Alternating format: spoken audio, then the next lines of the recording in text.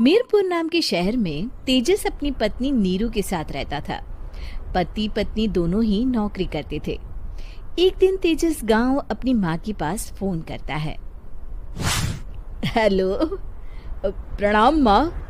जीते रहो माँ, तुम दादी बनने वाली हो हैं?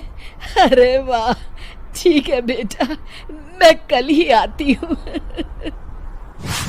जब माँ जी शहर पहुंची तो बेटे बहू ने बहुत अच्छे से स्वागत किया।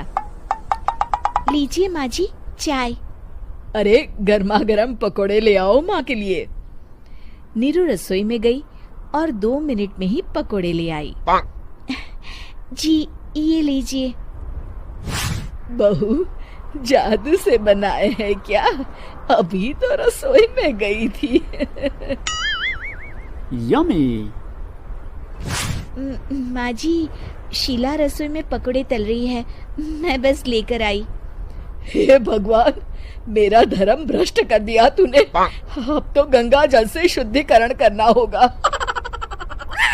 दूसरे दिन, माँ जी मैंने नाश्ता बना दिया है, ऑफिस जा रही हूँ। पर अभी तो घर का सारा काम पड़ा है। शीला आती ही होगी, झाड़ू पोछा बर्तन कपड़े वो सब कर लेगी। हमारे जमाने में घर का सारा काम हम ही करते थे। जी माँ जी, आप बहुत होशियार हैं, मैं घर ऑफिस दोनों नहीं संभाल पाती। तो जरूरत क्या है घर से बाहर जाकर चाकरी करने की? वैसे भी घर का काम खुद करने से घर में बरकत आती है, समझी? पर माँ जी। पर वर कुछ नहीं, इस महीने की पगार मिले फिर ऑफिस बंद। हाँ। रात को नीरू तेजस से कहती है, सुनिए जी, माँ जी बोल रही थी कि मैं नौकरी छोड़ दूं। वैसे ठीक ही तो है, अभी तुम्हें आराम की जरूरत है। फिर भी आराम कहाँ, शीला को छुड़ाने के लिए बोल रही थी। तो अब 24 घंटे में इतना काम तो कर ही सकती हो। पर जॉब पसंद है मुझे, घर पर मन नहीं लगेगा। अगले दिन जब दोनों ऑफिस के लिए निकल रहे थे, मेरी तो कोई कीमत ही नहीं है इस घर में। माँ जी, आजकल महंगाई बहुत है, रहन सहन भी बदल गया है, दोनों नौकरी करते हैं तभी ठीक रहता है। अच्छा, तू कहना क्या चाहती है? मेरा बेटा तुझे बिठा के खिला नहीं सकता? तू ही इस घर का खर्च चला रही है, हैं? नहीं माँ जी, मेरा वो मतलब नहीं था। मतलब खूब समझती हूँ, ये बाल धूप में सफेद नहीं किए मैंने। हाँ। अब तो ये रोज का काम हो गया था। तेजस भी रोज की झिकझिक से परेशान हो गया था। एक दिन उसने कहा, नीरू, वैसे भी तुम्हें मैटरनिटी लीव मिलने वाली है, तो अभी से ही छुट्टी ले लो। पर क्या, मेरी सैलरी अच्छी खासी है।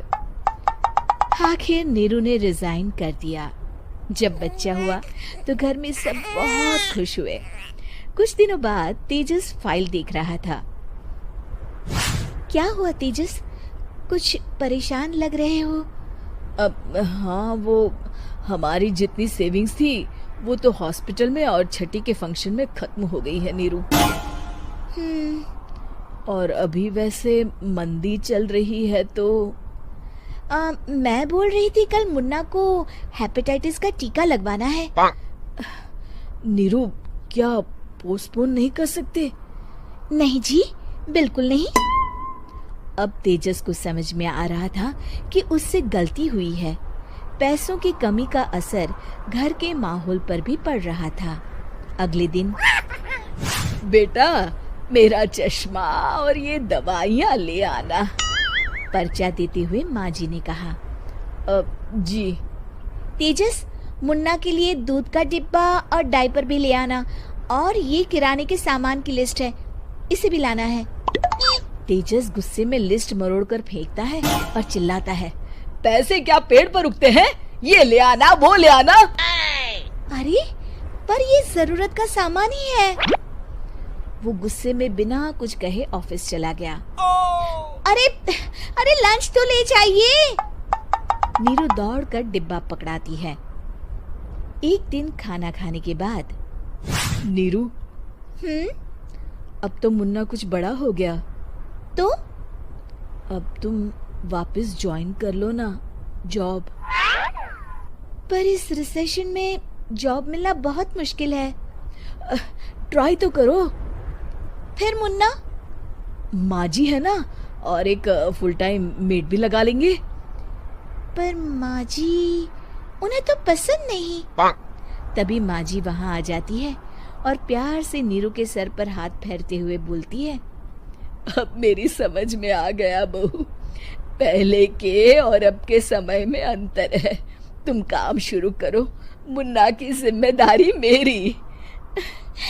मेरी प्यारी माँ जी।